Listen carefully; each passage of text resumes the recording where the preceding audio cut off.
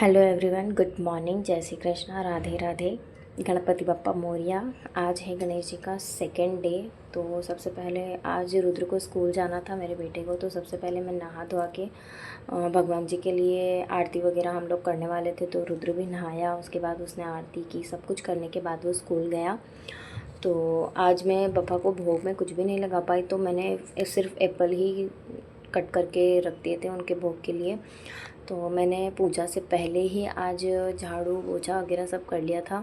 फिर उसके बाद हम लोग दोनों मिलके माँ बेटे पूजा कर रहे थे, आरती की, क्योंकि मेरी बेटी सो रही थी तो उसके साथ मेरे हस्बैंड भी सो ही रहे थे। तो हम दोनों ने आरती की, उसको तैयार मैंने पहले ही कर दिया। उसका टिफ़िन बैग वगैरह सब कुछ हमने पहले ही पैक कर दिया, क्योंकि फिर लेट हो जाना था ना, तो इसलिए हम लोग फिर नीचे चले गए थे। तो दिन में फिर मैंने बाबा के लिए भोग में तिल के लड्डू बनाए थे। तो तिल के लड्डू मैं बहुत ही इजी वे में बनाती हूँ। बहुत इजी, मतलब एक बहुत इजी तरीका है इसका। तिल को पहले सेक लिया, फिर उसके बाद में उसको मिक्सी ग्राइंड में ग्राइंड कर लिया आराम से। तो वो सिकने के बाद में क्या फटाफट से ग्राइंड हो जाती है। तो उधर ग्राइंड होती रहती है, फिर इधर मैं गुड़ में थोड़ा सा घी में गुड़ को एकदम मेल्ट कर लेती हूँ। फिर उसमें जो गुड़ होता है उसी में मैं तिल का जो पिसा हुआ होता है वो डाल के उसके लड्डू बना लेती हूँ। तो यहाँ पे बहुत ज़्यादा गर्म हो जाता है ना गुड़, तो मुझे बहुत चटके लग रहे थे। तो मैंने सोचा कि मैं पन्नी पहन के फिर पैक करती हूँ। तो पॉली बैग पहन के मैं कर रही थी, पर वो जम नहीं रहा था, क्योंकि कभी किया नहीं।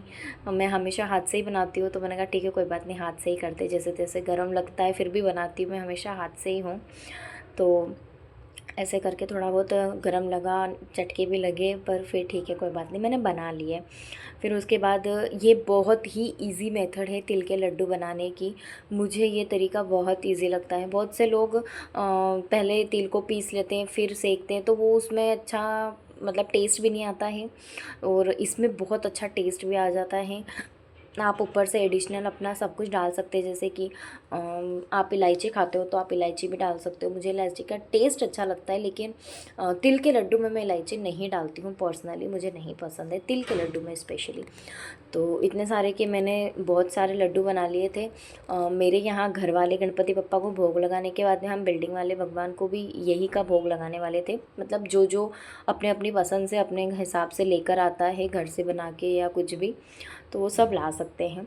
फिर हमने शाम की पूजा की।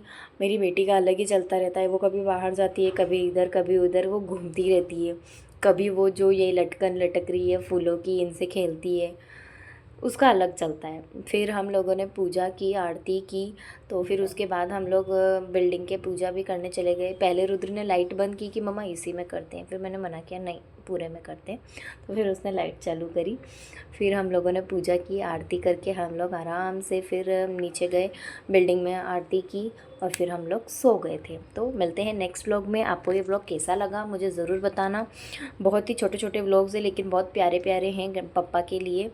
तो आप ज़्यादा से ज़्यादा शेयर करना, लाइक करना, सब्सक्राइब करना चैनल को, और कमेंट भी करना।